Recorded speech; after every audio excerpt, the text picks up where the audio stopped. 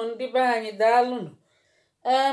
Ịma na anyị na-aga n'iru maka KIA certificate a anyị na-aga n'iru maka ya. Anyị ga-ekwu maka the company na-ewetara unu sponsorship nke anyị niile na-etinye ọrụ na ya kịta. Ọtụtụ ndị mmadụ etinyego ọrụ. O dete leta, ọ na-arịpọtụ na 55 people tinyere ọrụ. Ọ detela unu leta si ka ngwa unu mma agụpụtali ya unu. Ọ bụkwa ndidi ka ọ na-ayọ unu. Ọ si na ọ ma na unu nọ ya bụ ndị ka na-ame nkwadobe na-akwadosi n'ike maka ikedacha ihe niile ị ga-elu ebe ibe gị lukwe. Ebe onye ọsọ lu ka onye ije ga-elu. Ya bụ nya adịnago ọsịsọ mgbagidigidi na oke akpị ya na ayị oje na nwayọ adị emelu arụ. Ya bụ ka m gụpụtala unu ihe ndị o dete na leta. Ọ si good evening to everyone following onwe onye na-akpọkwa biko ka m mechie n'ihe a. Kedu chekwelu ka ọ dị ka m ewepụ di ka m wepụ ya. No ka m mechie n'ihe ndị mmadụ na-akpọpụ m n'ụlọ. Ka m na-agụkwa ka m na-agụ. Ọ si following are the procedure promote KIA agents follow before cost is issued. Ya bụ o si na ọ ga-efolo procedure nwa before ọgwa unu ego one ndị agwagokwanụ m unu ego one, mana ọ na-achọ ka ọ bụrụ na akwụkwọ gị zuru oke o wee gwa gị ego one. Unu na-ese ndị ihe na WhatsApp email ya na-ese ndenu onye akwụkwọ ya ezuru oke ọma ntụpụkwa ọnụ ọma reply gị. Ya bụ ọ bụ ndị akwụkwọ fazuru oke ka ọ ga-atụpụ ọnụ reply ya. Nke mbụ nọmba 1 ọ si advertise for job nke famelie si anyị gbasalụfa ya bụ nọmba 1 advertise for job shortlisting those who applied. Osino ọbịakwa mebunete ndị tinyelu ịma na o nwee kwoto na na-enyefa mana unu atụ n'ụjọ ọzọ na-abịa. Ya ka anyị ji si unu na-abịa na peji anyị mgbe niile anyị ga na-ewetela unu information. Ya bụ ihe ị ga-emela anyị jee sọskraịbụ ọla anyị na-efolo anyị na kọmentị na-ashịa ụjọ atụ na gị anyị nụ ya na wide ehia. Ọ bụ anyị nọ ebe a. Ya bụ anyị ga na-ewetela unu ọdịmma ndị Igbo ka ọ dịrị ndị Igbo na mma. Ya bụ anụkwana gata echi bụ nta anyị chịkọntaktị fan ndị na-eme work visa. Onwe nke a na-akpọkwazi work visa ọbụọdị sponsorship nke ahụ iyi arụzi ọrụ sọ gị. Anyị na-ewetekwa nke ahụ ka nke a gachagodi. Nke a bụ ọrụ KIA ka ị ga-alụ mana nke a na-abịa n'iru ọrụ sọ gị ka ị ga-alụ. Ya bụ work onwere nọ KIA ka ị ga-alụ. So maka onwe ndị na-ajụ si ọ na bụ sọ KIA mba ọ bụrụ sọ KIA. O nwere ebe anyị zọpụkwere nke ahụ bụzi work mana nke a mechaa nke ahụ emebekwa mana fancha na-anakwa ego mana nke ahụ a si work onye ahụ njekwute ọ si m ụfọdụ ekwesịrị ịna ego na-emelie ka ọ dị free mana ọ ndị anya ukwu. Ọ si oje amụta nke a nara ana ego ọ ga-emekwa ka mmalụ oje amụtakwa nke a na-ana ego ọ ga-emekwa ka mmalụ. So promote KIA agency ọ na-asị maka afụfa bụ promote KIA agency. Nke abụọ ọsị shortlist those that are applied. Nke atọ invite them for interview. A na-abịakwa interview unu echekwara na emekwara fa na-enyochekwa ma na ịdịkwa capable na inwe the quality. So a ga-agbakwa ajụjụ ọnụ. Ọ si nọ nke anọ interview them through team meeting or Zoom link.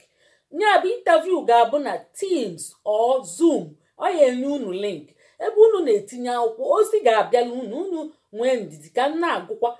Ọ sịrị nakwa ihe ọzọ o kwuru ebe a. Ọ sịkwazịa send offer letter to successful candidates. Nke isii send unsuccessful letter to candidate that did not pass the interview. A na-adakwa interview adanya bụ ka ịkwado onwe gị. Ị ga-ama quality of good care ịmago certificate ị ga-enweta ya. Ana m post information na peji anyị. Ya bụ m post ihe ọ bụgodị na ọ dị ka akwụkwọ klik ya nyechisa anya gụọ ya maka apostu m ihe KIA na ihe kwesịrị na ị ga-enweta chekwe ka nna aga n'iru ka ọ ghara ime m ka nkọba ihe ọzọ ka nkọcha nke nna akọ maka akụkọ dị n'ọnụ too much nkọkata mma na ọzọ maka akụkọ erike ọ dụzie ka akụkọ ya onye ala si na ọ na-eme omume ọ na-akọzi ọkụkọ ya bụ ka akọpụta ofu ya bụ ndị be anyị nke 7 ka anyị nọ na ya na-eyi ode ọ bụ nyanwa detere leta ọ sị receive acceptance letter from the successful candidates. Nke 8 ya bụ nọmba 8 maka ndị ada n'Igbo ịma na anyị bụ Igbo class word na-akwado asụsụ na omenala Igbo anyị na-asụ Igbo na-ata ya ka na-ataji nwannu ya bụ ọsịkwa nke 8 ahụ issue certificate of sponsorship na-egekwana ntị nke 8 issue certificate of sponsorship to all the successful candidates that accept their offer. Ịma na ụfọdụ kwa enye gị offer ụfọdụ adịghị eme accept nye ka o ji si that accept their offer. Ọsịkwa ọgwụgwụ ọbịazịa si all the above steps are required compliance we go through at promote care. Ọsịkwa I enjoin all candidates to be patient. We have zero tolerance to error and mistake. Please bear with us. There are 55 candidates. Also, na give well funded. Na no well 55 candidates. Okay, gacha through ihe niile. We never acceptance